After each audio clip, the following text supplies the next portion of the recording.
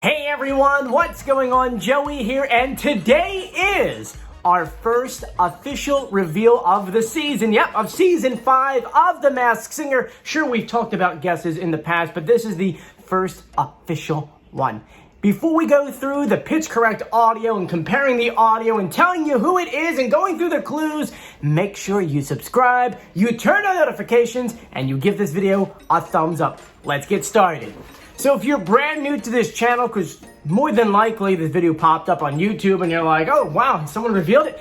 Hi, how are you? My name is Joey Contino. I'm an executive audio producer in New York City, where it's my job to go ahead and make pretty much the sound good, if that makes any sense to you. And we're going to talk a little bit about that in a moment, but first, oh my goodness, this season has been amazing so far. For those who normally follow my channel, you know that I don't do official reveals until we're at least 2 episodes in of a certain character. So we just had Group A perform for the second time this past Wednesday, which means we can go ahead and finally reveal someone for you guys. And I'm so excited because today we're revealing the Seashell. That's right. Going through the clues and the pitch correct audio. And you're probably like, if you're new here, like, what the heck is pitch correct audio? Well, let me explain it to you. So every single week we get these brand new clue packages, and in those clue packages, it's a celebrity speaking. It actually is. They don't hire an actor or someone to do it.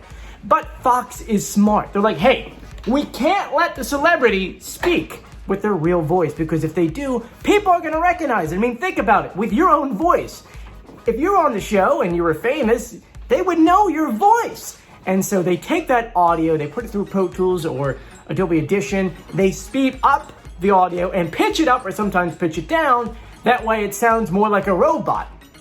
Now, doing what I do, I figured I could slow it down. I could pitch correct it. That way we can hear the real celebrity voice. Now, with that, we go back to our clues and we have like our top 3 guesses, and then we play that pitch correct audio side by side with those celebrities. And then you can get a clear sense of like, oh, that doesn't sound like this person. Oh, that sounds like this person.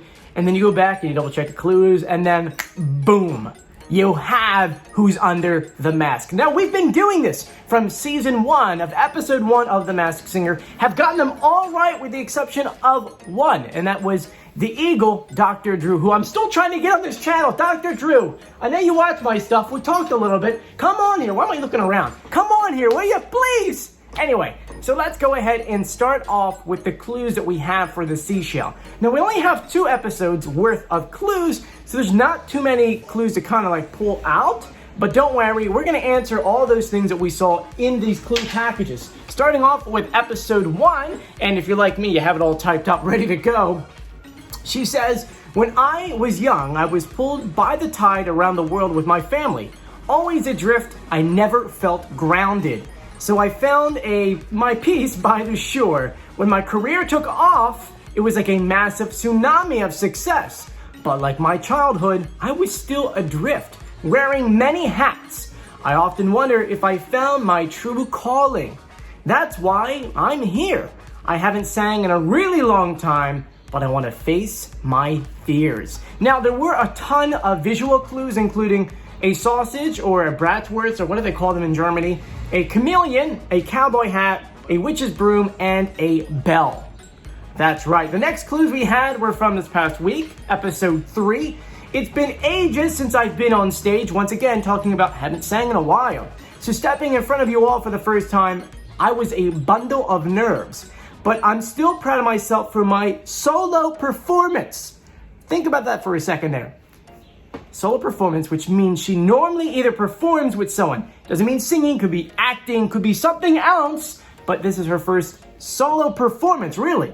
In the past, being alone was scary for me. I always felt like a tiny seashell in a big, big world. But then one day, everything changed.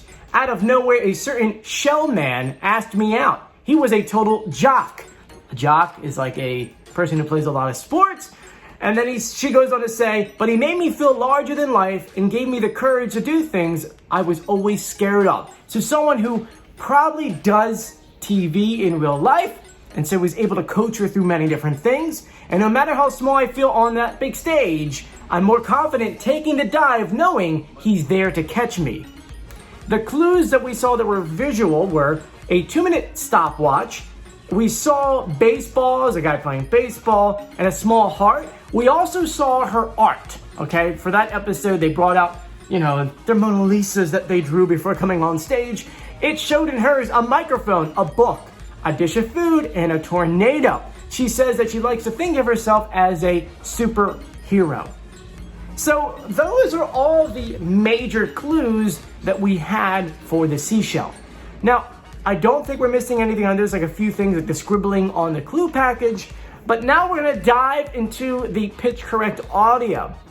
So now, depending on which episode we're on or how long someone speaks for, sometimes we'll either pitch correct their clue package or we'll go ahead and pitch correct when they're speaking to the judges, Either Nick or Nisi will go like, hey, what brings you on the show today? And then they speak. Now, I prefer when they're talking to the judges because the way the pitch correct audio works, it's like instantaneous when they're actually on stage and talking to the judges, because if there was a delay, the audience would be like, what the heck, and same with us on TV. And so here is the pitch correct audio. Actually, we'll play a little bit of their audio that they gave us, the normal audio, and then I'll go ahead and play the pitch correct audio. Here you go. I wear many hats, so sometimes it could be a little tornado, but I like to see myself as a superhero. Now it's time for the pitch correct audio, and listen closely to the voice because it's going to jump out at you once you hear it. Here you go. I wear many hats, so sometimes it could be a little tornado, but I like to see myself as a superhero. Do you think you know who it is? Well, I'll give you a second, and then I'll tell you what I think it is. Ready? It's your second. Now I'm going to tell you. Tamara Malley Housley. I think it is Tamara Malley Housley. Yes. I'm going to go ahead and play her speaking in an interview and compare it to the pitch correct audio, and it is identical. Take a listen. One of the hardest things to do is forgive, just in general. But I think the hardest thing to do is forgive yourself. I wear many hats, so sometimes it could be a little tornado, but I like to see myself as a superhero. Now you're probably saying, okay, it sounds like her, but can she sing like that? And so to that I'm going to say, let's go ahead and compare her singing to the seashell. Here we go. 'Cause this is my game, and you better come to play. And that makes my faith to stand. Alright, so her speaking voice matches up. Her singing voice matches up. Let's answer some of those clues. In her first clue package, she talked about being pulled around the world, and that's true. Both of her parents were in the army, and so they had to travel from base to base to base, and so she just kept on traveling like crazy. It's true, they started out in Germany, they went to Texas, Hawaii, California, and a couple other places. She said that she found her peace by the shore. Well, she did live in Hawaii for a while and then moved to Southern California to do their career in acting and singing and pretty much everything under the sun. And that actually brings up the next piece when she's talking about a tsunami of success. As soon as they got picked up for Sister Sister, they were getting job offers like crazy. And I know that like at one point in the beginning, before they did Sister Sister, they were in a vocal group, which we'll get to later. But seriously, once they went ahead and got the Sister Sister, their career really exploded. Afterwards, she talked about wearing many different hats. Well, that's true. She's a host on a talk show, The Real, where she was. I don't think she's still on there, is she? She is an actress, a singer, and a producer, and she also does a lot of cooking, and she's a YouTuber. They have their own YouTube page. So yes, definitely wearing a lot of hats there. She says, I often wonder if I found my true calling. That's why she's here. She hasn't sang in a really long time. That's also true. There really isn't any official singing videos online. It's like she'll post one or two things on Instagram, but that's about it. And she's got a really good voice. I'm actually surprised she doesn't do more. The visual clues: the cowboy hat, well, she lived in Texas at a time. A chameleon. She played an evil chameleon in an episode titled The Tale of the Chameleons on the show, which this show terrified me as a kid. Are You Afraid of the Dark? It's a connection right there. After that, we saw the witch's broom where her and her sister were in a Disney movie called Twitches, which is about twin witches. It's really cute right there. And then the sausage, which is a bratwurst, I believe they're called, with sauerkraut. Yep, that's from West Germany. Well, that's where she was born. Well, not Western, but Germany, and that's where she was born. The next clues are from episode 3. She talked about how this is her really first solo performance in a very long time. And we do know that before they became famous, her and her sister, they were in a vocal group called Voices. It was an R&B girl group. So she really hasn't performed on her own. I mean, she either was with them or with her sister, and now she's really singing by herself. After that, she talked about out of nowhere, a certain jock showman came out of nowhere and was like, oh, I'll help you, I'm here for you. Well, that's her husband. His name is Adam Housley. Obviously, that's where her hyphened last name came from. And he, before becoming a broadcaster on Fox, he was a baseball player and played for many years. So it's going to answer 2 different clues right there. But she said that he made me feel larger than life and give me courage. Well, it's because they both were on TV, but she's never really done like the real stuff. The real stuff, the TV show, The Real, he's coached her a lot through that to feel natural on TV. And so he's always been there supporting her along this entire journey on television. Except, well, not when they're young, but when she was older.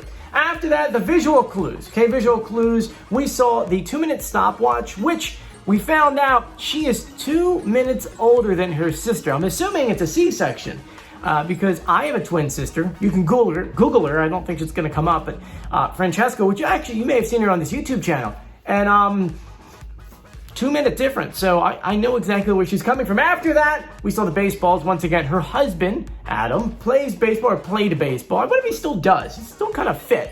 After that, we saw the Seashell art. Now, in the art, there were so many different things, from the microphone to the food to the tornado. They all equal out to something. The microphone, well, because she was a host on The Real. The food, not only do they do a lot of videos online about food, they also were, both her and her husband, competed in 2016 at the Celebrity Cupcake Wars on the Food Network, and they actually won. I know, crazy, right? And then after that, the tornado, I think the tornado was just kind of just saying that, like, I do all these things. I think it was just part of the art right there. Now, those are all the clues I have for you. I mean, there are some extras I'm going to talk to you about, like the Clue-a-do, who you guys keep saying is me. How? I'm not in California. How can I do that? No, that'd be a lot of fun. I would just need a green screen wall or something like that. Anyway, let's continue on. So the Clue-a-do went ahead and said that no 2 shells are the same. I think he's referring to, she's a twin, but they have completely different personalities and different career paths. So I feel like that kind of works out there. And then last thing was, in episode 3, there was a part where there was scribble on the television. Like she was scribbling on there.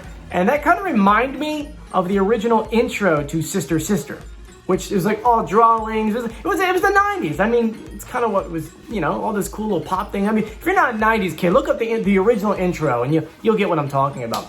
But anyway, let me know if you agree in the comment section. Do you think it's her? I mean, everything kind of points to it, but you never know. We could be wrong, even though we've only been wrong once. I don't know why I say it like that. But hey, thank you so much for joining me. If you haven't done so yet, make sure you subscribe, you turn on notifications, and you give this video a thumbs up. Before I go, lately I've been throwing random questions at the end of the video because a lot of people don't actually watch the video to the end, and if you made it this far, thank you. Actually, you're supporting my channel, so I really do appreciate that. And so it's always funny to ask a question at the end of the video and have people then answer the question in the comment section, and people are like, what the heck is going on? So, today, it's Friday, it's the 26th of March, and I woke up and I've got a song stuck in my head. And so I want to know, what song of yours gets stuck in your head and it's stuck in your head all day, and how do you get it out of your head? Because with me, I mean, the song is, it's David Guetta's When Love Takes Over. I think it's the name of the song. When love takes over, yeah, yeah, you know you can't deny. When love takes over, yeah, yeah. So that's stuck in my head, and I can't get it out. So what song gets stuck in your head and you can't get it out, and how do you get it out? Because I need your help. Anyway, thank you so much for joining me. If you haven't done so yet, once again, subscribe, turn on notifications, and give this video a thumbs up. I'm Joey. Stay safe, everyone. I'll see you later. Bye.